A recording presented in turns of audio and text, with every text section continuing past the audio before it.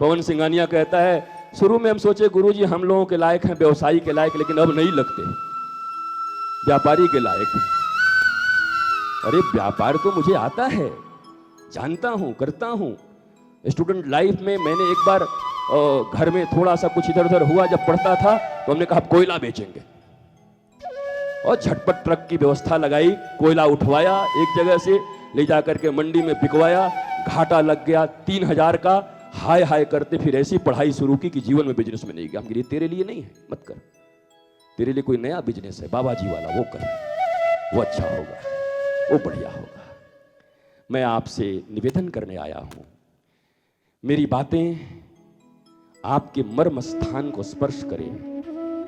और भागवत धर्म का प्रथम लक्षण है, जब व्यक्ति निर्भीक हो जाए, निर्भय हो जाए, तो वो कह सकता है मैं धार्मिक हूं। आप में से हाथ उठाएं कि कितने लोग निर्भीक हैं और निर्भय हैं, जिनके जीवन में कोई भय नहीं। झूठ मत बोलो।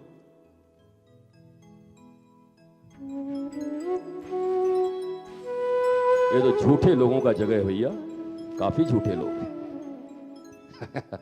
अरे ये भागवत धर्म सबसे कठिन है। मैंने जो कहा, एकादश स्कंद में श्री कृष्ण ने कहा है इस धर्म के बारे में। हम धार्मिक हैं, कृष्ण के हैं, कैसे पता चलेगा? हमारे जीवन में कोई परेशानी नहीं, कोई डिप्रेशन नहीं, कोई टेंशन नहीं, कोई भय नहीं। बेटा के लिए लाख किया और बेटे ने लात मार दिया, फिर भी कोई भय नहीं। समाज के लिए खूब किया, पर उसी समाज ने मुझे गालियां दी, कोई भय नहीं। अब हाथ उठाओ। अरे फ्रॉडो, क्यों फ्रॉडिज्म करते हो? मैंने देख लिया है किन किन लोगों ने उठाया है, और मैं आपको व्यक्तिगत नाम से जानता हूं। 6 महीने के अंदर मैं आपसे मिलूंगा। एक व्यक्ति से कहीं शिकायत करते हुए मिल गए, बताओ यार इसके लिए क्या नहीं किया। और ये जो है ना, बहुत यार आजकल चोरों का उत्पात बढ़ गया है, गार्ड रखने के लिए सोच रहे। क्यों?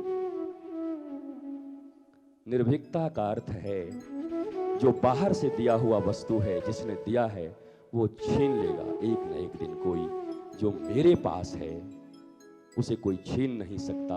और धर्म का इतना ही अर्थ है, जो मेरे पास मेरा है उसे जान लेना कि मेरा है क्या या मैं कौन हूं। कल भी मैंने कहा था, the beginning of real spiritualism is who am I. मैं कौन हूं उसे कोई छीन नहीं सकता। और मेरे पास जो है वो कभी मेरे पास शाश्वत रह नहीं सकता। लेकिन आप देखो ना, बुद्ध के पास कोई आई थी मैया ना, मेरा बेटा मर गया, जिंदा कर दो। बुद्ध चाहते तो कड़वी बातें बोल सकते थे, नश्वर शरीर है, मरना ही पड़ेगा, चली आई, तेरे मन में मोह है। बुद्ध ने क्या किया? अरे मां कब हुआ? हाँ तो ऐसा करो मां, मैं कर तो दूंगा, पर तुम एक बार गांव में घूम आओ और एक ऐसे घर से पीले सरसों लेकर आओ जिसके घर में कभी कोई न मरा हो। और बुढ़िया माता पूरा गांव घूम जाती है और आकर शाम को कहती है, बुद्ध बाबा ऐसा तो कोई घर ही नहीं मिला। बोला मां यही तो सिखाना चाहता हूं, इस दुनिया में शरीर शाश्वत नहीं है। ये शरीर तुम्हारा भी एक दिन जाएगा और मेरी भी शरीर जाएगी मां। बोला बेटा सुबह ही मुझे डांट दिया होता। बोला तब तू नाराज हो जाती मां कि मेरा बेटा गया है और तू मुझे ज्ञान दे रहा है। बड़ा भारी ज्ञानी बना। और कई लोग ऐसे हैं कि हम तो सत्य बोलते हैं, अब कड़वा लगे चाहे कुछ हो। भैया ऐसा तो नहीं है, सत्य तो बड़ा मीठा होता है। सत्यम ब्रियात प्रियम ब्रियात। कई लोग अपनी ईर्ष्या निकालने के लिए, कई लोग अपना पुराना हिसाब चुकता करने के लिए, मैं तो सत्यवादी हूं, कड़वा लगे चाहे कुछ लगे।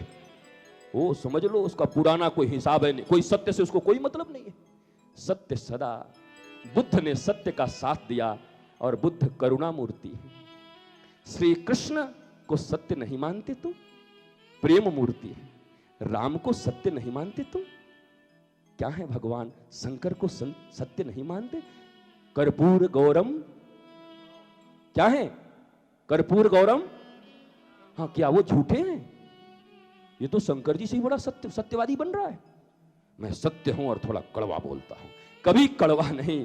सत्य मधुर भी बोला जा सकता है।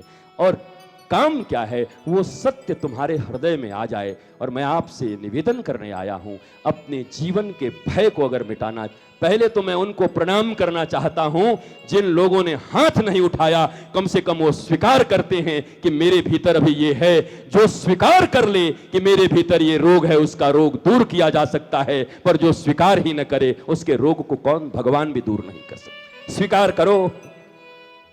और पहला हाथ मैं उठाता हूं।